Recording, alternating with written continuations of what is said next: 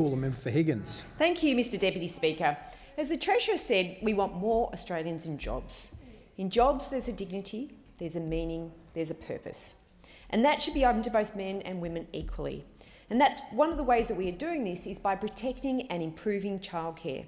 By lifting barriers, we help reduce the disincentives for both men and women with young families and help them to participate in the workforce to the full extent that they can. Now, Mr Deputy Speaker, when I had my children 25 years ago, there were not these opportunities for people to actually have that support. And so that's why I welcome the fact that our coalition government has delivered for the people of Australia, for the families of Australia. When a family welcomes a baby, it's an incredibly exciting and sometimes turbulent time, but to have the freedom of choice on how they care for their new family empowers parents, freedom to balance their new responsibilities without sacrificing their career or their precious time with their children. Perhaps a parent would like to undertake study or further training while caring for their children. Perhaps they'd like to go back to work for an extra day or two a week as their children grow.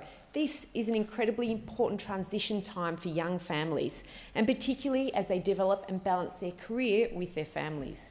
And I'm very proud of the commitment that this government has made to preserving family choice. Our government has announced, starting on the 1st of July 2022, an increase in childcare subsidies available to families with more than one child aged 5 or under in childcare. This will benefit about 850 families in my electorate of Higgins alone and almost 61,000 families in my home state of Victoria. For those with more than one child in childcare, the level of subsidy received will increase by 30% to a maximum subsidy of 95% of fees paid for their second and subsequent children. This is akin to saying, you can have the family size that you want. This is fantastic news. These changes will ensure half of Australian families receive a 95% subsidy for the second child and subsequent children. Secondly, the annual cap of $10,560 for families earning over $189,000 will be removed for all families. Now, Mr Deputy Speaker, we know what matters most to families, and that is their out-of-pocket costs. And our system targets the greatest level of support for families on low and middle incomes. This is so incredibly important, Mr Deputy Speaker. We have kept out-of-pocket costs low. 3 years on since the introduction of our reforming childcare package, out-of-pocket costs are still almost $1 an hour cheaper on average, $3.99 down from $4.87 in June 2018. A quarter of all families are paying less than $2 an hour for childcare. Around 90% of families are entitled to a childcare subsidy of between 50% and 85%. Mr Deputy Speaker, this investment builds on $10.3 billion that the government is already investing in childcare this year. By increasing the childcare subsidy for families with 2 or more children will help support the choices of working Australian families. This is a target investment to help make childcare more affordable. It's vital for our economy and it's vital for families. But don't just believe me when I'm talking about this. Let's look to the experts in the sector who have reviewed our recommendations and our policy and our subsidies. Let's look to KPMG and Alison Kitchen.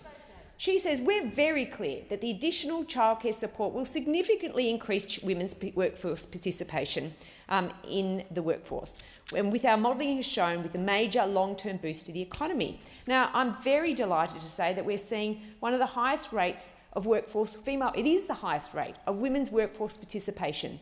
We know our policies are working, and I'm very proud to say that we can report today 61.7% female workforce participation. That is the highest on record. This is in contrast to 58.7% when Labor left office. Today, unemployment is down to 5.1%. 987,000 jobs have been added in the last 12 months. 574,000 of them were for women. We know our policies are there and supporting women. Now let's look to the Australian Childcare Alliance. ACCA welcomes the reforms to the childcare subsidy, improving affordability for families. Let's look to the Grattan Institute. Overall, the Coalition's policy is a helpful and well-targeted package that tackles some of the worst out-of-pocket costs and workforce disincentives. It will mean a real improvement for up to 270,000 families. The Chief Executive Women welcomed the funding announcement to increase access to childcare as an important step towards helping more women participate in the workforce. Thank you, Mr Deputy.